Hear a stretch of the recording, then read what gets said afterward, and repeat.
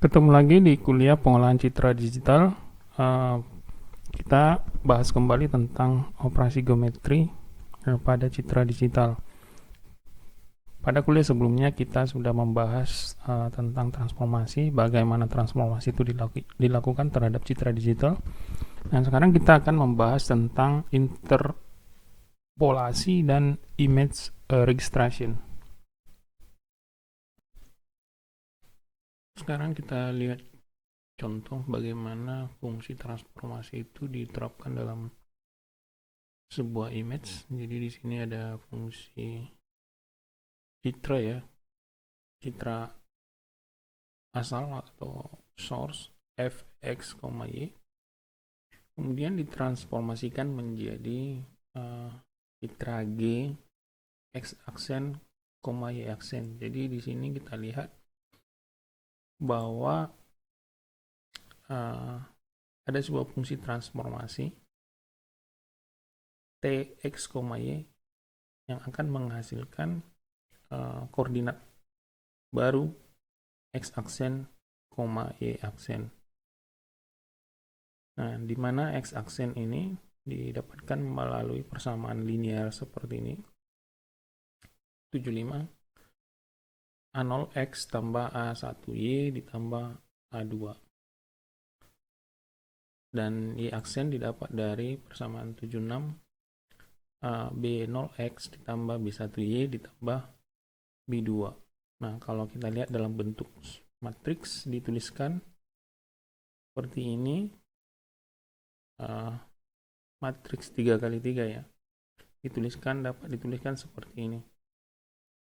Kita memilih contoh untuk transformasi yang dilakukan adalah melakukan rotasi sebesar 30 derajat. Maka dari sini kita lihat parameter A dan parameter B yang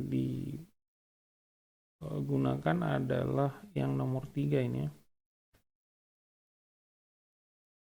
di mana A0-nya adalah cos theta, A1-nya adalah sin theta, A3-nya 0, kemudian B0-nya min sin theta, B1-nya cos theta, dan B2-nya 0.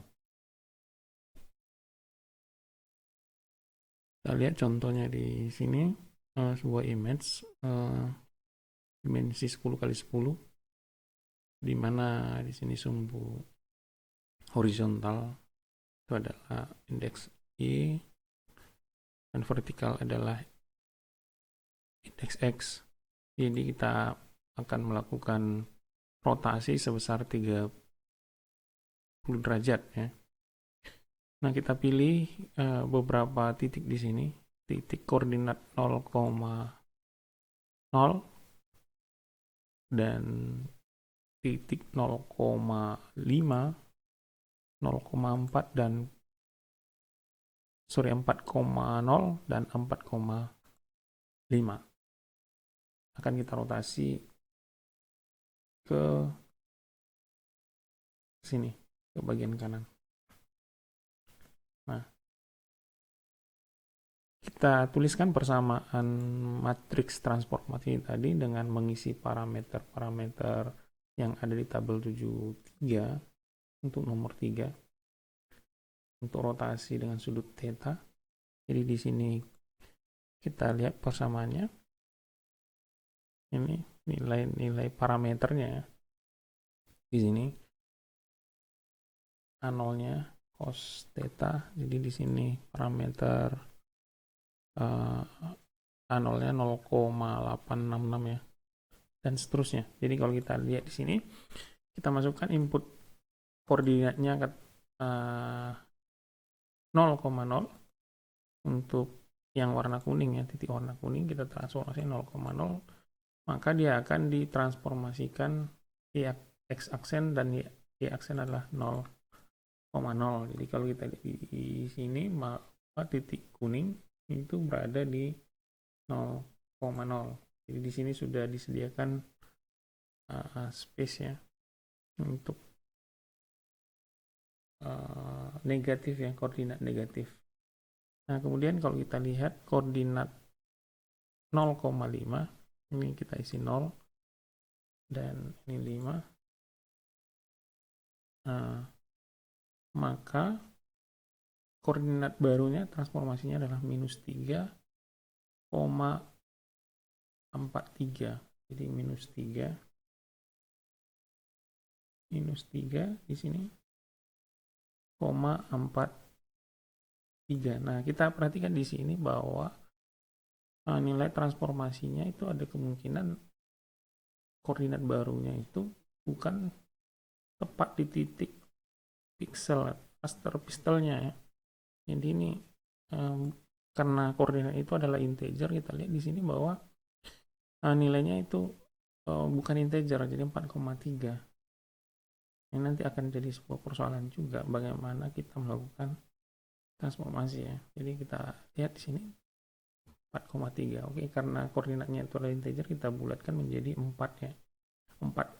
Jadi minus 3,4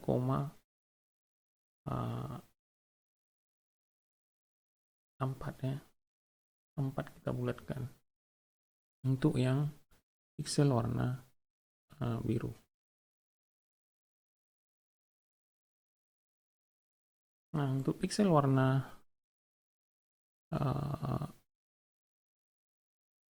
orange ya, koordinatnya adalah 4,0. Nih, 4,0. Kita lihat hasilnya di sini adalah 3,5.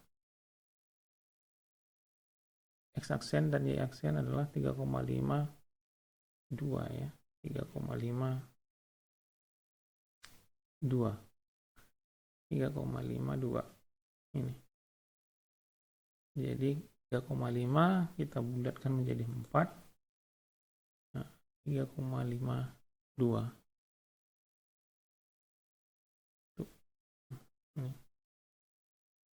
Nah, koordinat selanjutnya adalah pixel 4,5 ya. 4,5.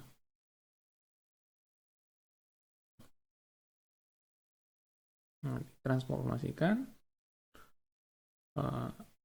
koordinat barunya adalah 1,63 ya.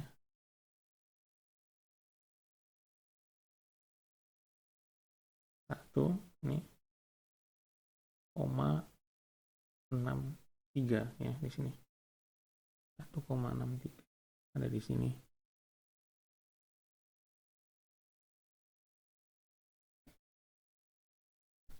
Oke, nah selanjutnya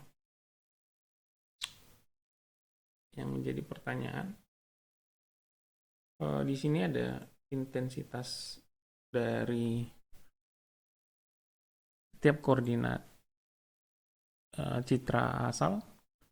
Nah, kemudian kita perhatikan di sini berapa nilai intensitas yang diisi di koordinat yang baru. Jadi kalau kita lihat apakah dia menggunakan intensitas citra awal. Jadi di sini katakan yang untuk warna kuning citra asalnya adalah 216 intensitasnya. Apakah kita isi 216 atau seperti apa? Nah, ini yang menjadi poin pembahasan nanti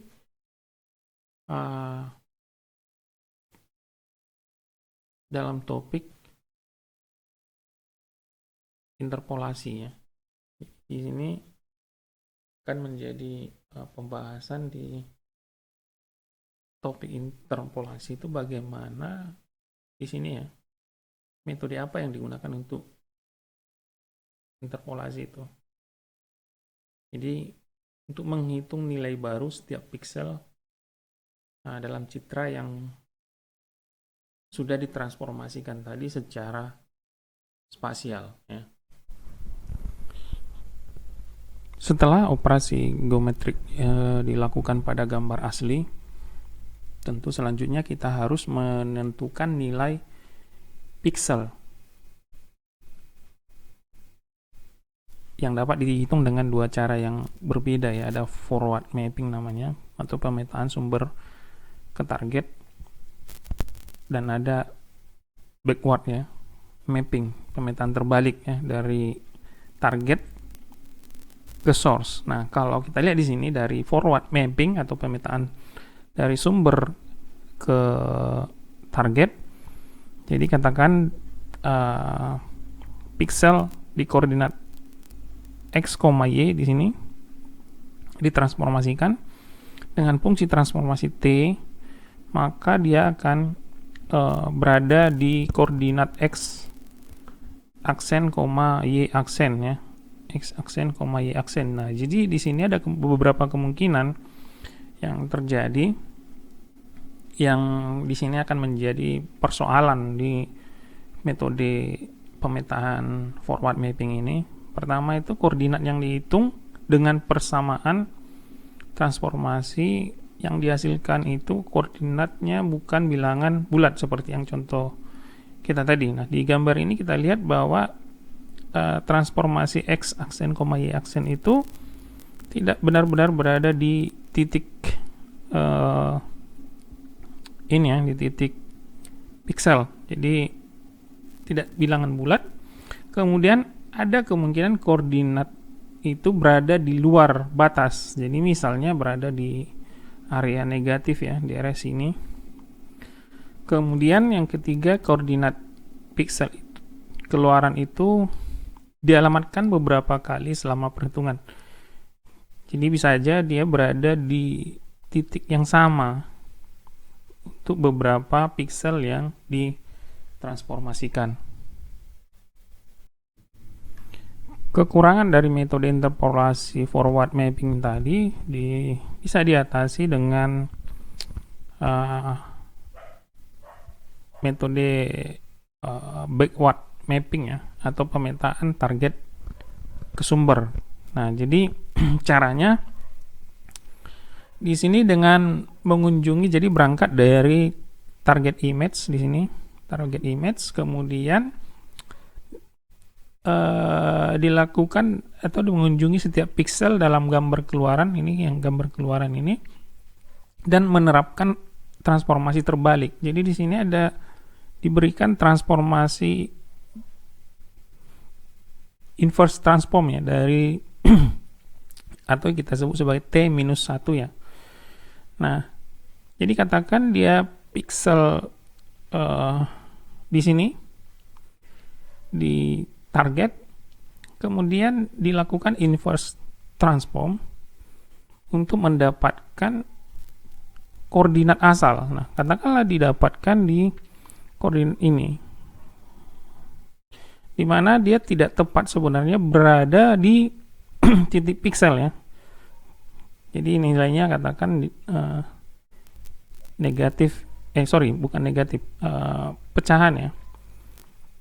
Nah, atau dia tidak berada atau berada di luar grid sampel dari gambar sumber. Nah, bagaimana kita menentukan nilai pixel yang taruh di koordinat target? Nah, solusinya kita dapat menggunakan metode interpolasi ya. Interpolasi, jadi kita tentukan nilai interpolasi untuk mendapatkan nilai terbaik untuk pixel tersebut.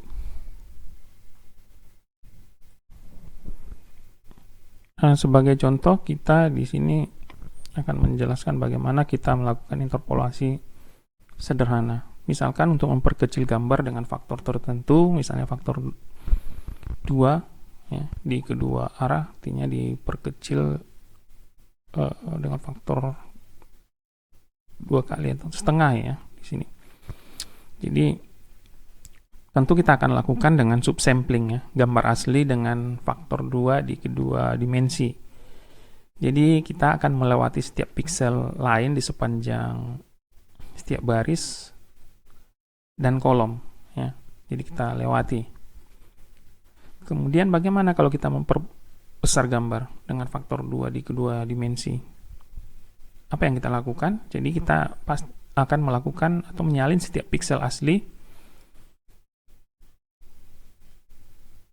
ke blok n kali n di gambar keluaran. Jadi kita akan copy 2 kali ya, setiap piksel di kedua dimensi x dan y, untuk menghasilkan gambar yang lebih besar dengan faktor 2. Nah, apa yang terjadi? Keterbatasan dengan cara sederhana ini ada disebut sebagai efek blockness ya, yang mungkin terlihat saat memperbesar gambar ya. Kemudian kemungkinan menghilangkan informasi penting dalam proses ketika kita melakukan pengecilan gambar. Kemudian kesulitan dalam memperluas pendekatan-pendekatan ini ke faktor-faktor yang arbiter ya, atau non-integer ya, mengubah ukuran gambar ya. Jadi misalnya kita mengubah ukurannya dengan faktor menjadi setengah atau seperempat dan sebagainya. Interpolasi yang pertama adalah interpolasi ordinal ya, atau tetangga terdekat. Jadi di sini membulatkan koordinat yang dihitung x, y ke bilangan bulat terdekat ya di sini. Jadi katakan hasil transformasinya adalah berada di sini, katakanlah 1, 0,5 dan 0,6 ya x, y nya. Maka ini akan dibulatkan ke integer terdekat. Jadi diambil adalah menjadi koordinat 1,1. Jadi ambil di sini. Nah, di gambar ini kita lihat contoh ya. Contoh ketika dilakukan rotasi ya 45 derajat terhadap gambar source yang di sebelah kiri, kemudian di zoom. Di sini kita lihat di zoom, kemudian dilakukan interpolasi. Jadi kita lihat di sini ada terjadi seperti ini ya, terlihat bahwa garis pembatas hitam dan putih itu tidak smooth ya. Kita lihat keuntungan dan kelemahan menggunakan metode interpolasi ordinal itu adalah komputasinya cepat, karena dia hanya membulatkan koordinatnya dan mengisi nilainya dengan nilai koordinat baru yang sudah dibulatkan, kemudian tetapi menghasilkan gambar berkualitas rendah dengan artefak tadi yang seperti efek blockness tadi.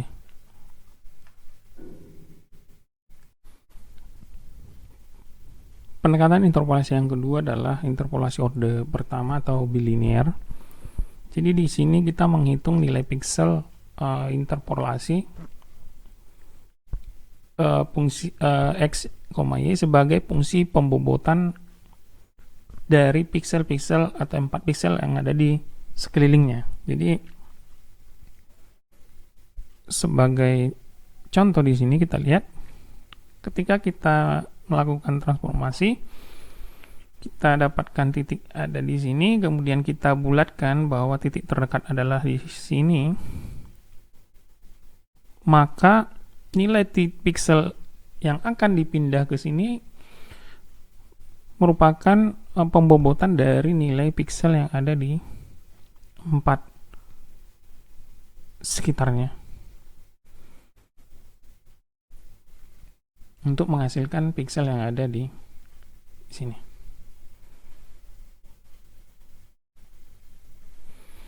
Nah, apa kelebihannya? Tentu kualitas akan lebih bagus. Ini terlihat dari hasil di gambar C ini, bahwa efek blockness-nya kelihatan lebih sedikit ya, lebih sedikit dibandingkan yang ada di sini.